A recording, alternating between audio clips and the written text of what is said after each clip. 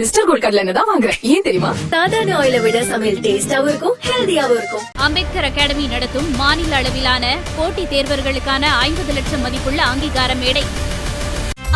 No compromise. உங்க சைடுலயும் எங்க சைடுலயும். GT Holidays, South India's #1 travel brand.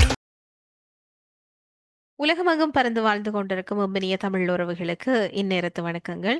இன்று இலங்கையினுடைய சமகால நிகழ்வுகள் தொடர்பில் பேசுவதற்கு சிரேஷ்ட ஊடகவியலாளர் பிரேம் அவர்கள் நம்மோடு இணைந்திருக்கிறார். வணக்கம். வணக்கம் தாட்சாயணி. நிச்சயமாக எனக்கு தெரிஞ்ச நானும் நீங்களும் முதலாவது ஒரு நேர்காணல்ல இணைஞ்சிருக்கோம் அப்படின்னு சொல்லி நினைக்கிறேன். ரொம்பவே சந்தோஷம்.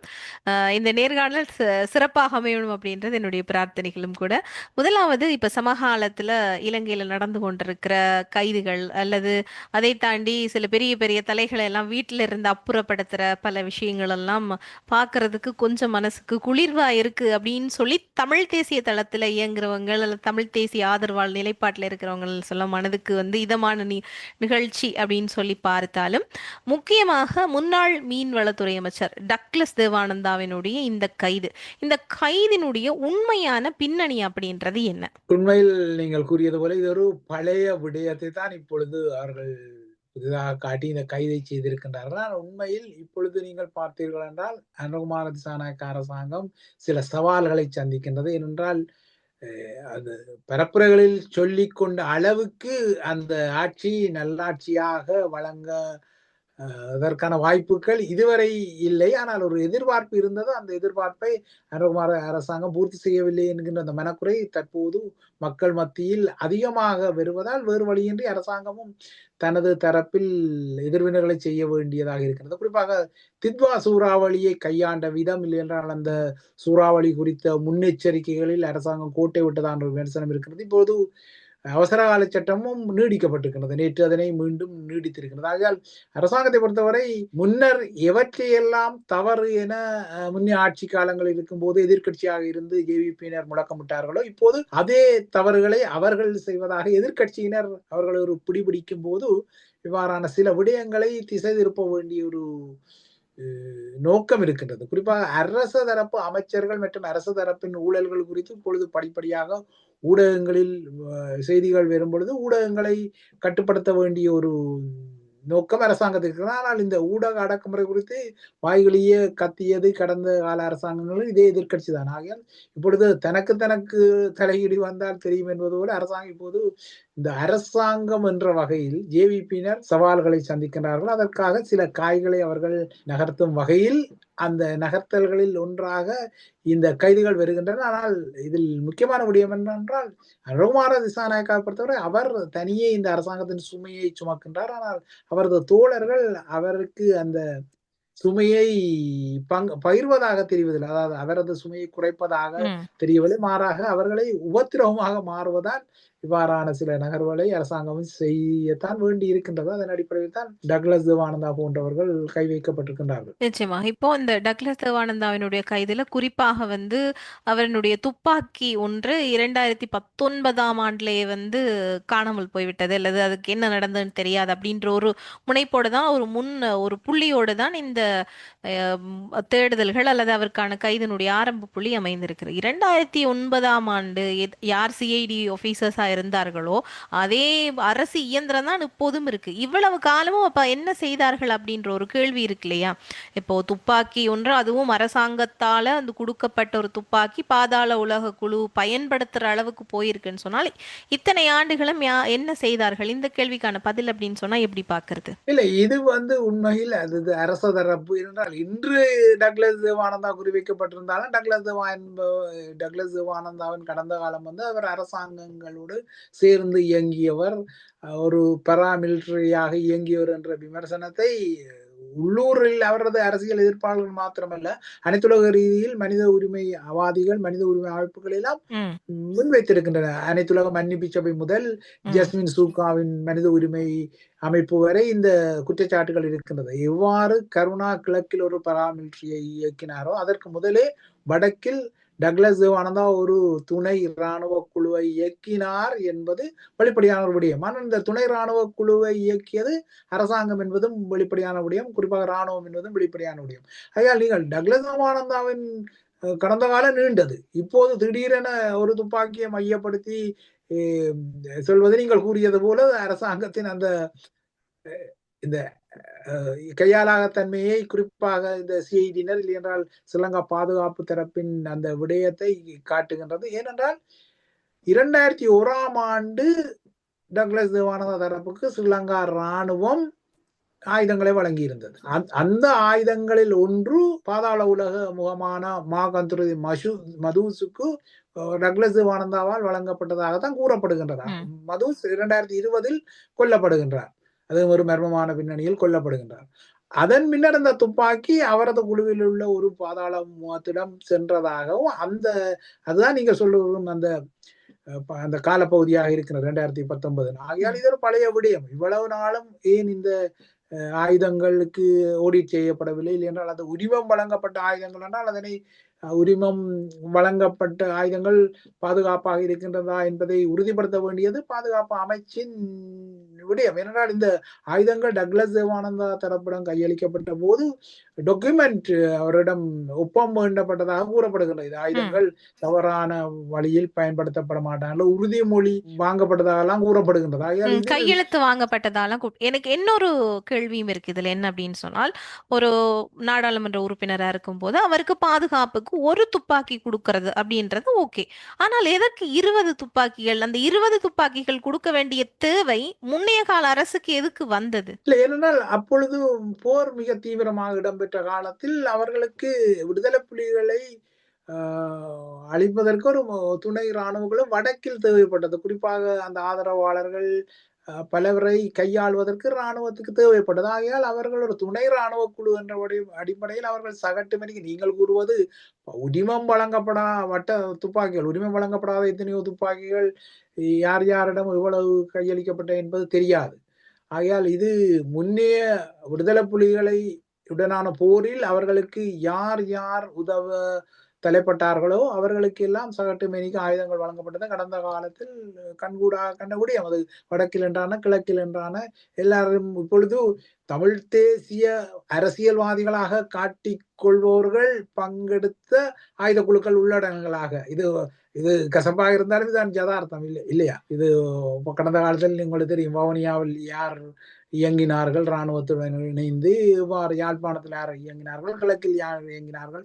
இப்பொழுது அவர்கள் தமிழ் தேசிய அரசியல்வாதிகளாக இருந்தாலும் அவர்களுக்கு பின்னால் ஒரு பெரிய ஒரு வரலாறு இருக்கின்றது, கசப்பான வரலாறு. ஆனால் சிலர் அது உரிய நேரத்தில் அது விடுதலை புலிகள் அமைப்பு இருக்கும் பொழுதே தமிழ் தேசிய கூட்டமைப்பாக இணைந்து அந்த பாவ மன்னிப்புகளை பெற்றுக்கொண்டார்கள். ஆனால் டக்ளஸ் தேவானந்தா அவ்வாறல்ல. அவர் அன்று முதல் இன்று வரை அவர் இந்த விடுதலை புலிகள் எதிர்ப்பு என்ற வகையில் தமிழ் தேசிய எதிர்ப்பு அரசியலில் நின்றவர். கடந்த தேர்தலில் தோல்வி அடைந்த பின்னர் அதுவும் ஆட்சி மாற்றம், அவர் எதிர்பாராத ஒரு ஆட்சி மாற்றம். ஆகையால் அவ்வாறான ஆட்சி மாற்றம், அதுவும் அனுரகுமார திசாநாயக்க என்ன கூறினார் தேர்தல் பரப்புரையில், இலங்கையில் சோர்ட் அவுட் பண்ணப்படாத குற்றங்களுக்கு பின்னால் எல்லாம் அரசியல் தலைகள் இருக்கின்றார்கள் என்பதுதான் அவரது குற்றச்சாட்டாக இருக்கின்றது. அதாவது எல்லா குற்றங்களுக்கு பின்னாலும் ஒரு அரசியல் சக்தி ஒன்று இருக்கின்றது. ஆகையால் அவர் இப்பொழுது கைது செய்யப்படுவது கோயின்சைட் பண்ணுகின்றது, சரியாக வருகின்றது. ஏனென்றால் எல்லா குற்றங்களுக்கு பின்னாலும் ஒரு அரசியல் தலை இருந்தால் வடக்கில் உள்ள குற்றங்களுக்கு பின்னாலும் இவ்வாறான துணை இராணுவ குழுக்கள் கடந்த காலத்தில் இருந்தன என்பது வெளிப்படையான உண்மை. அவர் என்னதான் ஜனநாயக நீரோட்டம் குறித்து இபிடிபி சொல்லிக் கொண்டாலும், டக்ளஸ் தேவானா சொல்லிக் கொண்டாலும், அவரது அமைப்பு மீதான பெரும் மோசமான குற்றச்சாட்டுகள் ஐநா முதல் பெரும் மனித உரிமை அமைப்புகள் வரை முன்வைக்கப்படுகின்றன.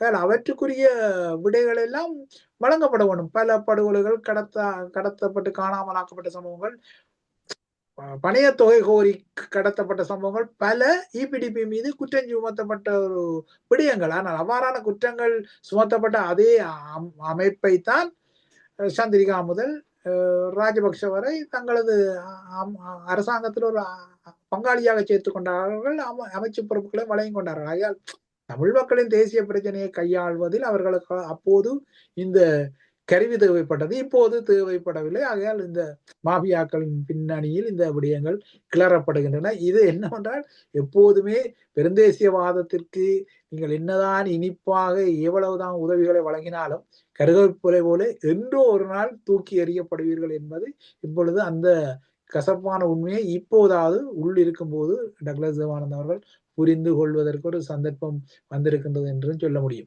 நிச்சயமா. இப்போ குறிப்பாக நம் பல பதிவுகள் எல்லாம் பார்க்கிற போது, இது ஒரு பாவத்துக்கான ஒரு சம்பந்தம், ஒரு சம்பளம். வினை விதைத்தவன் வந்து கண்டிப்பாக வினை அறுப்பான். கர்மா இஸ் அ பூமரேங். பிரபஞ்சம் நிச்சயமாக ஒரு தண்டனை வழங்கும். இந்த மாதிரியான நிறைய பதிவுகள் எல்லாம் பார்க்கிறோம். உண்மையாக டக்ளஸ் தேவானந்தாவினுடைய இந்த கைதுக்கும் இந்த விஷயங்கள் எல்லாம் தொடர்புல உங்களுடைய பார்வை எப்படி இருக்கு? இல்ல. அது நீங்கள் உணர்வு ரீதியில் பார்க்கின்றீர்கள். ஆனால் நான் உணர்வு ரீதியில் பார்க்கின்றேன். அது கர்மாவோ என்னவோ, ஆனால் குற்றங்களை செய்தவர்கள் அதனைக்குரிய தண்டனை அனுபவிக்க வேண்டும் என்பது உலகளாவிய நியதி. அது கர்மாவாகவோ என்னவாக இருக்கலாம். ஏனென்றால் பிரித்தானியாவும் இப்பொழுது டக்ளஸ் தேவானந்தாவுக்கு தடை விதிப்பதற்கான தயார்படுத்தல்களை செய்கின்றது. 2026ஆம் ஆண்டு அவருக்கும் கமல் குணரட்னாவுக்கும் தடை விதிக்கப்படலாம் என எதிர்பார்க்கப்படுகிறது. என்றால் போர்க்குற்றங்கள் மற்றும் மனித உரிமைகளை செய்தவர்கள் என்றோ ஒரு நாள் சிக்குவார்கள் என்பது இன்றல்ல, நாசி ஜெர்மன் காலத்தில் இருந்து நிரூபிக்கப்படும் உண்மை. நாசிகள், ஹிட்லர் இல்லாமல் போய் எத்தனையோ வருடங்கள் ஆகிவிட்டன. பல தசாப்தங்கள் கடந்து விட்டாலும் இன்றும் நாசி குற்றவாளிகள் என கருதப்படுபவர்கள் அவர்கள் 90 வயது மூதாளர்களாக இருந்தாலும் அதற்குரிய விசாரணைகளை எதிர்நோக்குகின்றார்கள். இதனை நீங்கள் அனைத்துலக ஊடக காட்சிகளில் பார்த்திருக்கலாம். 92 வயதான ஒரு பழைய நாசி குற்றவாளி கூட நடக்க முடியாத நிலையில் சக்கர நாற்காலியில் அவர் அந்த வழக்கு விசாரணையை எதிர்கொள்ள வேண்டி வருகின்றன. ஏனென்றால் குற்றங்கள் அது எந்த வகையில் அவர் மூதாளராக இருக்கின்றாரோ இல்லையோ, அந்த மனித மனித மனிதத்துக்கு எதிரான குற்றங்களுக்கு பதில் சொல்லப்பட வேண்டும் என்பது நியதி அல்லவா? அந்த நியதியின் அடிப்படையில் அதுதான் இவரை தீண்டுகின்றது. அதனை நீங்கள் கர்மாவாக அல்லது பூமராங் தடியாகவும் சித்தரித்துக் கொள்ளலாம். ஆனால் குற்றங்களை செய்தவர்கள் அதற்குரிய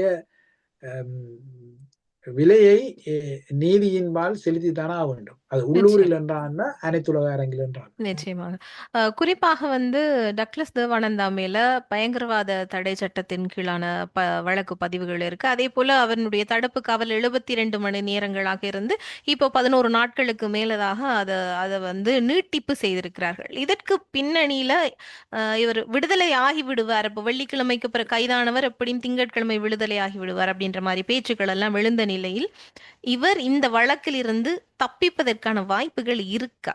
என்ன பிரச்சனை என்றால், இது அரசாங்கமே ஒரு பொறியில் சிக்கிவிட்டது. ஏனென்றால் சுயாதீனமாக தமது காவல்துறை அமைப்பு இயங்குவதாக அது கூறிக்கொள்கிறது. ஆகையால் சுயாதீனமாக சிஐடியினர் என்ன கூறுகின்றார்கள் என்றால், மாகந்துர மதுஷ் என்ற அந்த பாதாள உலக குற்றவாளிக்கு டக்ளஸ் தேவானந்தா தனது கைத்துப்பாக்கிகளில் ஒன்றை கொடுத்தமைக்கான ஆதாரம் தம்மிடம் இருக்கின்றதாக கூறுகின்றது. ஆனால் அந்த ஆதாரங்களுக்குரிய சாட்சியங்களை அவர்கள் இன்னும் வலுப்படுத்த வேண்டும். அவ்வாறாயின் அது உடனடியாக வலுப்படுத்த முடியாது. அதற்கு நாட்கள் தேவைப்படுகின்ற காரணத்தால் செய்தியினர் 90 நாட்கள் கேட்டிருந்தார்கள். ஆனால் அனுரவின் பொது பாதுகாப்பு அமைச்சர் அதனை வழங்காமல் இயன்றவரை அவர் மீதான விசாரணைகளை முடித்து அவரை நீதிமன்றத்தில் முன்னிறுத்துங்கள் என கூறியிருக்கின்றார். அதன் அடிப்படையில் நேற்று நீதிமன்றத்தில் முன்னிறுத்தப்பட்ட போது காவல்துறையினர் நிச்சயமாக நீதிமன்றத்தில் கூறியிருப்பார்கள் நாட்கள் போதாது என்ற அடிப்படையில் இப்போது 9ஆம் தேதி வரை தடுப்பு காவல் நீடிக்கப்பட்டிருக்கின்றது. அதில் 9ஆம் தேதி வரை இந்த விடயங்கள் தொடர்பாக டக்ளஸ் தேவானந்தாவிடம் நிச்சயமாக தீவிரமான விசாரணைகள் இடம்பெறும். அதற்கிடையில் ஏதாவது இந்த ஆயுதம் கொடுக்கப்பட்ட போது யாராவது சாட்சியமாக இபிடிபி உறுப்பினர் இருந்தால் அவரை கைது செய்து அரசு தரப்பு சாட்சியாக நிறுத்துவதற்கு சிஐடியினர் முயற்சி செய்யக்கூடும். ஆனால் டக்ளஸ் தேவானந்தா எந்த அளவுக்கு அந்த விசாரணைகளுக்கு ஒத்துழைப்பார் என்பது ஒரு முக்கியமான விடயம். ஏனென்றால் பாதாள உலக முகம் இந்த துப்பாக்கி டக்ளஸ் தேவானந்தாவிடம் இருந்துதான் தமக்கு கிட்டியது என்பதை சொல்லி இருக்கின்றார். அந்த வாக்குமூலத்தின் அடிப்படையில் தான் இந்த கைது இடம்பெற்றிருக்கின்றது. ஆனால் அதற்கு பின்னர் அரசாங்கம் நினைத்தால் இதில் ஒரு ஜூ வடிவ திருப்பத்தை எடுத்து அந்த பாதாள உலக உறுப்பினரை அதை தான் பொய்யாக சொல்லிவிட்டேன் என்று சொன்னால் டக்ளஸ் தேவானந்தா விடுதலையாவதற்கு என்றால் இந்த வழக்கு நீர்த்து போவதற்கும் சாத்தியக்கூறுகள் உண்டு. நிச்சயமா. இப்போ டக்ளஸ் தேவானந்தா அவர்கள் இந்த பாதாள உலக கும்பலோட தொடர்புடைய சம்பந்தமான ஒரு வழக்குல தான் கைதாகி இருக்கிறார். இதே போல இவர் மேல நிறைய குற்றச்சாட்டுகள் இருக்கு. அதாவது மாமனிதர் ரவிராஜ் அவர்களுடைய கொலையாக இருக்கட்டும், வரராஜசிங்கம் அவர்களுடைய கொலையாக இருக்கட்டும், இப்படி எல்லாம் இவர் மேல குற்றச்சாட்டுகள் இருக்கு, நிரூபணமாகாத குற்றச்சாட்டுகள். அதாவது வடக்கில் நடந்த வெள்ளைவான் கடத்தல்கள் விஷயங்களாக இருக்கட்டும். இந்த மாதிரியான விஷயங்களையும் இந்த அரசு கையில் எடுத்து விசாரணை மேற்கொள்ளும் என்று ஏதாவது ஒரு சின்ன நம்பிக்கையாவது தமிழர்கள் பட்டுக் கொள்ளலாமா? இல்லையே, அது மிக தெளிவாகவே அன்று குமார திசாநாயக்கா சொல்லியிருக்கிறார். என்ன அடிப்படையில் என்றால், ராணுவத்தை நான் விசாரணை செய்ய போவதில்லை என்ன. ஆனால் டக்ளஸ் தேவானந்தாவின் இந்த குற்றங்களுடன் நிச்சயமாக ராணுவம் தான் தொடர்பு. என்றால் ராணுவம் தான் தனக்குரிய ஒரு துணை ராணுவ குழுவாக இப்பிடிப்பியை இயக்கியது. ஆகையால் துணை ராணுவ குழுவை நீங்கள் விசாரணை செய்யப்படுவதானால் அந்த காலத்து ராணுவ அதிகாரிகள் இழுக்க வேண்டும். யார் ஆயுதத்தை கொடுத்தார்கள், ராணுவ இவ்வாறான கடத்தல்கள், காணாமலாக்கப்பட்டவர்களுக்கு பின்னால் அது எய்தவனாக அம்பாக இப்படி இருந்தாலும் அதனை எய்தது யார், இல்லை என்றால் அதற்குரிய புலனாய்வு தகவல்களை வழங்கியது யார் என்ற விடயத்தில் ராணுவ அதிகாரிகளும் அந்த காலத்தில் இருந்த ராணுவ அதிகாரிகளும் நிச்சயமாக இழுக்கப்பட வேண்டும். ஆகையால் அது மீண்டும் அந்த வேரை நீங்கள் இழுத்தீர்களானால் அது ஸ்ரீலங்கா ராணுவத்தின் காலடிக்கு தான் போகும். ஆகையால் அவ்வாறான சவாலை இந்த அரசாங்கம் உண்மையில் சந்திக்க தயார் என்றால் இதனை தொடரலாம். இல்லை, ராணுவம் அம்பலப்பட்டு விடும், இது பெரும் ராணுவத்தினரிடம் இந்த விசாரணைகள் ஒரு பெரும் உலுக்கத்தை, இல்லை என்றால் அதிருப்தியை ஏற்படுத்தி விடும் என்றால் அரசாங்கம் பூசி மெழுகத்தான் பார்க்கும்.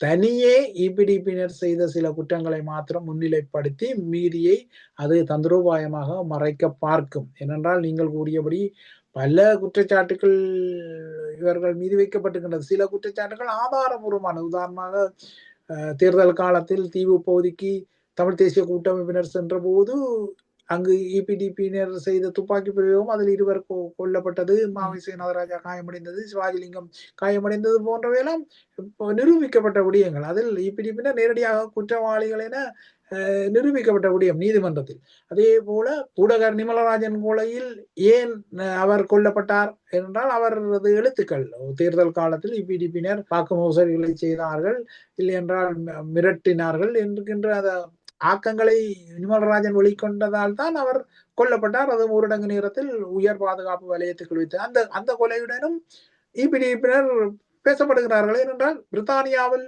22ஆம் ஆண்டு இடம்பெற்ற கைது இது சம்பந்தமாக தான் இருந்தது. ஆகையால் இபிடிபியினர் தான் அந்த நிமலராஜனை சுட்டுக் கொண்டார்கள் என்கின்ற குற்றச்சாட்டெல்லாம் வெறுமனவ இல்லை, அனைத்துலக மனித உரிமை அமைப்புகள் கூட முன்வைக்கின்றன. ஆகையால் இதெல்லாம் உண்மையில் அவர்கள் ஏற்றுக்கொள்ள வேண்டும். ஆகையால் இபிடிபியினர் ஏதோ மகான்கள் அல்ல. ஏனென்றால் பல அது அந்த அமைப்பு மீதான விருப்பு வெறுப்புக்கு அப்பால் இது அனைத்துலக ரீதியில் பதிவு செய்யப்பட்ட ஒரு விடயம் அல்லவா.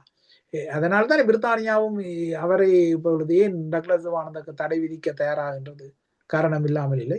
என்றால் அது அவ்வாறான குற்றச்சாட்டுகள் அவர்கள் மீது இருக்கின்றது. இப்போது அவர் அரசியலில் இந்த கடந்த தேர்தலில் தோற்கடிக்கப்பட்டு விட்டாலும் கடந்த காலம் மிக நீண்ட காலம், அது சந்திரிகா முதல் ராஜபக்ஷ கோட்டாபாய வரை அவர் நெருங்கி செயற்பட்ட ஒருவர் அல்லவா. ஆகையால் அந்த குற்றச்சாட்டுகள் எல்லாம் பதில் சொல்லப்பட வேண்டும். உண்மையில் விசாரணைகள் நடத்தப்பட்டார். நிச்சயமாக. அதாவது குறிப்பாக டக்ளஸ் தேவானந்தா மேல இருக்கிற இதுவரைக்கும் வெளிவராத ஏதாவது ஒரு விஷயம், ஏதாவது எக்ஸ்க்ளூசிவா எங்களுடைய இந்த நேர்காணல்ல உங்களால பதிவு செய்ய முடியுமா? அது என்னென்றால் பிரித்தானியா டக்ளஸ் தேவானந்தாவிற்கு தடையை விதிக்க போகின்றது. டக்ளஸ் தேவானந்தா மாத்திரமல்ல, கமல் குணரட்னாவுக்கும் தடையை அறிவிக்க போகின்றது. இந்த வருடம் மார்ச்சில் உங்களுக்கு தெரியும், முன்னாள் இராணுவ தளபதி, முன்னாள் ஸ்ரீலங்கா பிரதானி கருணா, மற்றது அட்மிரல் ஆஃப் த ஃபிளீட் வசந்த கருணாகூட ஆகியோருக்கு பிரித்தானியா தடை விதித்தது உங்களுக்கு தெரியும். 4 பேருக்கு தடை விதித்தது. இதே போல 26ஆம் ஆண்டு டக்ளஸ் தேவானந்தாவுக்கும் கமல் குணரட்னாவுக்கும் முள்ளிவாய்க்கால் காலத்தில் மருத்துவமனைகள் மீது தாக்குதலை நடத்தியது நந்திக்கடல் புத்தகத்தை எழுதிய கமல் குணரட்னா அவர் ஸ்ரீலங்காவின் பாதுகாப்பு செயலாளராக கடந்த வருடம் இந்த ஆட்சி மாற்றத்துக்கு முன்னர் வரை இருந்தவர். அதற்கு முன்னர் அவர் வன்னி கட்டளை தளபதியாக இருந்தார். அதே போல 53ஆம் படை முள்ளிவாய்க்கால் இனப்படுகொலை இடம்பெற்ற போது 53ஆம் கட்டளை படை தளபதியாக இருந்தார் அந்த பிரிகேட்டுக்கு. அவர் மீது சீரியஸான குற்றச்சாட்டுகள் இருக்கின்றன. அந்த குற்றச்சாட்டுகளின் அடிப்படையில் பிரித்தானியா தடை விதிப்பதற்கு தயாராவதான நம்பகரமான செய்திகள் கிட்டியுள்ளன. நிச்சயமாக. குறிப்பாக நாம் தொடர்ந்து பார்க்கிற போது, இந்த குற்றச்சாட்டுகள், சிறை அப்படின்பது தமிழர் தரப்பு மேலே இருக்கு. அதாவது தமிழர் தேசியத்துக்கு எதிரான நிலைப்பாட்டில இருந்து தமிழர்களுக்கு மிகப்பெரிய அளவிலான அழிவுகளை செய்தாலும், ஏதோ ஒரு வகையில இதற்கு முன்னதாக சந்திரகாசன் பிள்ளையானுடைய கைதை நாம் பார்க்கிறோம். ஏதோ ஒரு வழியில ஒரு கைது, இதே போல் ஆயுதங்கள் சம்பந்தப்பட்ட ஒரு கைது, அதே போல அடுத்து டக்ளஸ் தேவானந்தாவினுடைய இந்த மிகப்பெரிய கைது பார்க்கிறோம்.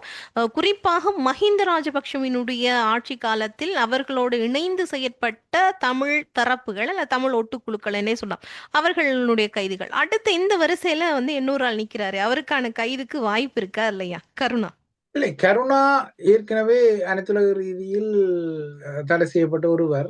அவர் என்னவென்றால் அவர் மீதும் கண்டிருக்கிறது, தேவையானால் அவர் மாட்டுப்படுவார். என்னென்ன கருணாவை மாட்டுவது, பிள்ளையானை உள்ளே தூக்கி போட்டதும் கருணாவுக்கு ஒரு வகையில் ஒரு செய்திதான். இப்பொழுதெல்லாம் கருணா பெருசா பொது வழியில் அதிகம் பேசுவதாக நான் காணவில்லை. எல்லாரும் ஒரு எச்சரிக்கை செய்திதான். ஆனால் என்னவென்றால் நீங்கள் கூறியது போல பகடைகளைத்தான் இலக்கு வைக்கலாம். ஸ்ரீலங்கா அரச கட்டமைப்பை பொறுத்தவரை இந்த போரை முடித்த இராணுவம் அவர்களை பொறுத்தவரை அனுரகுமார திசாநாயக்காவின் சிஸ்டம் சேஞ்ச் ஆட்சி ஆயினும் அவர்கள் ஹீரோஸ் தான்.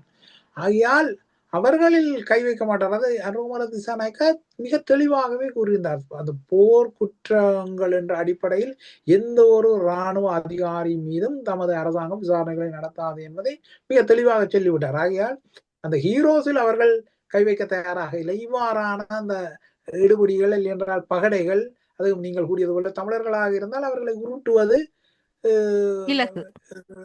இலகு. ஏனென்றால் அவர்களுக்காக தமிழர்களும் யாரும் அனுதாபப்பட போவதில்லை, அதே போல சிங்களவர்களும் அனுதாபப்பட போவதில்லை. ஆனால் நீங்கள் ஒரு சிங்கள இராணுவ தளபதியில் கை வைத்தால் நிச்சயமாக சிங்கள இனவாதிகள் காத்து கொண்டிருக்கிறார்கள். இப்போ கருணாவுக்காக, பிள்ளையானுக்காக உதயகம்பன் பில போன்றவர்கள் மூக்கால் அழுதாலும் முறையானவர்கள் அதனை கணக்கெடுக்க போவதில்லை. ஏனென்றால் உள்ளே இருப்பவர் ஒரு தமிழர் என்ற அடிப்படையில்.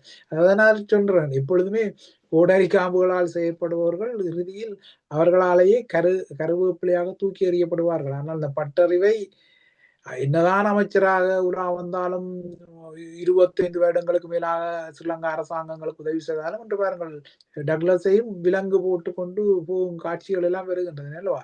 இதெல்லாம் ஒரு செய்தியாகத்தான், ஒரு குறியீட்டு செய்தி. ஆனால் இந்த குறியீட்டு செய்தியை எத்தனை பேர் உள்வாங்க போகின்றார்கள் என்பது ஒரு கேள்வி. நீங்கள் கூறியது போல கருணாவும் ஒரு இப்படியான குற்றச்சாட்டுகள் வந்தால் அவரையும் கை செய்ய வேண்டும் என்ற அரசாங்கம் அதைத்தானே சொல்லுகிறது. கடந்த கால குற்றங்களில் அரசியல்வாதிகளின் பின்புலம் இல்லாமல் எந்த குற்றங்களும் இல்லை என்றால் எல்லா குற்றங்களுக்கும் பின்னால் அரசியல்வாதிகள் இருந்தால், கருணா இருந்தால் அதனை உண்மையா விசாரிக்க வேண்டும் தானே. ஆனால் அதே போமிலா அரச படைத்துறையில் உள்ளவர்களுக்கு பொருந்துமா என்றால் அதில் அரசாங்கம் டபுள் ஸ்டாண்டர்ட், ஒரு இரட்டை நிலைப்பாட்டை கொண்டிருக்கும். நிச்சயமா. இப்போ குறிப்பாக நீங்கள் இந்த நேர்காணலுடைய ஆரம்பத்துல சொன்னது போல, நாட்டுக்கு இப்போ மிகப்பெரிய அளவிலான மிகப்பெரிய ஒரு இயற்கை அனர்த்தம் காரணமாக மிகப்பெரிய ஒரு இழப்பு இருக்கு.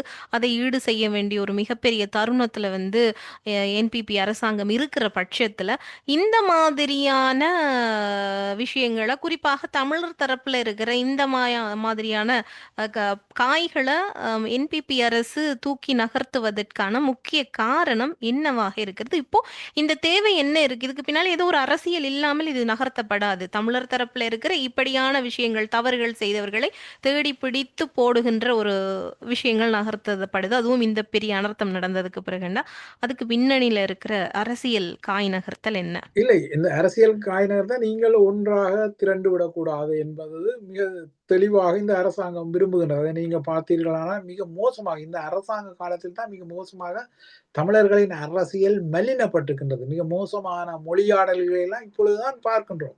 அரசியல்வாதிகள் அடிபடுவது, காது கூசக்கூடிய வார்த்தைகளை பிரயோகிப்பது எல்லாம், அதாவது ஒரு இலக்கில் நீங்கள் திரண்டு விடாமல் இவ்வாறாக சில்லறைத்தனமாக தங்களுக்குள்ளேயே அடிபட்டு கொண்டால் அந்த இலக்கு இல்லை. இது என்பிபி மிக கச்சிதமாக செய்வது போல தெரிகிறது. ஏனென்றால் யாழ்ப்பாண மாவட்ட அபிவிருத்தி சபை கூட்டத்தில் தெரிந்த காட்சிகளே ஆதாரம். நாடாளுமன்றத்தில் ஒரு சுயேட்சை எம்பியுடன் அரசு தரப்பு கடுமையாக முரண்பட்டுக் கொள்கின்றது. ஆனால் அதே எம்பியை இடுப்பில் கிள்ளி அதே விளையாட்டுகளில் அந்த நுள்ளு புறாண்டு விளையாட்டுகளை என்றால் ஒரு முடிவு எடுக்கக்கூடாது. நீங்க உங்களோட முக்கியமான அபிவிருத்தி கூட்டங்களை இப்படியே சில்லறைத்தனமாக முடித்து பின்னர் தாங்கள் நினைப்பதை செய்யலாம் என்பது தான் இப்பொழுது அரசாங்கம் நினைக்கின்றது. ஆனால் அரசாங்கத்துக்கு என்னென்றால் உள்ளூராட்சிகளிலும் மிகப்பெரிய ஒரு பின்னடைவு இருக்கின்றது.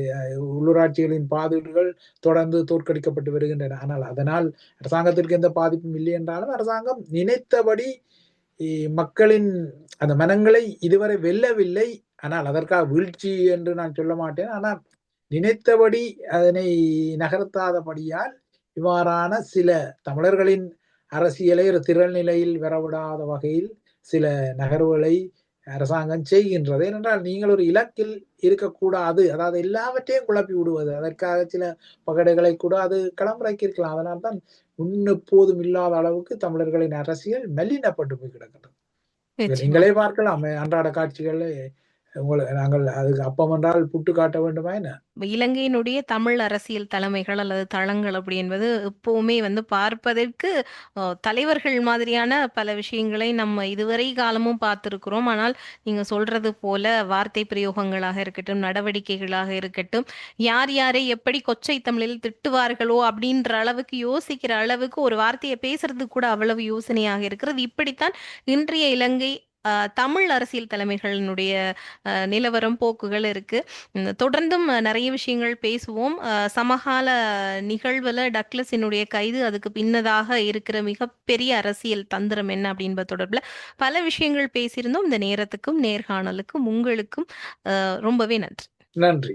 மிஸ்டர் கோல்ட் கடலை எண்ணெய் தான் வாங்குறேன். ஏன் தெரியுமா? சாதாரண ஆயிலை விட சமையல் டேஸ்டாவும் இருக்கும், ஹெல்தியாவும் இருக்கும். அம்பேத்கர் அகாடமி நடத்தும் மாநில அளவிலான போட்டித் தேர்வர்களுக்கான 50 லட்சம் மதிப்புள்ள அங்கீகார மேடை. No compromise. உங்க சைட்லயும் எங்க சைட்லயும். GT Holidays, South India's #1 travel brand.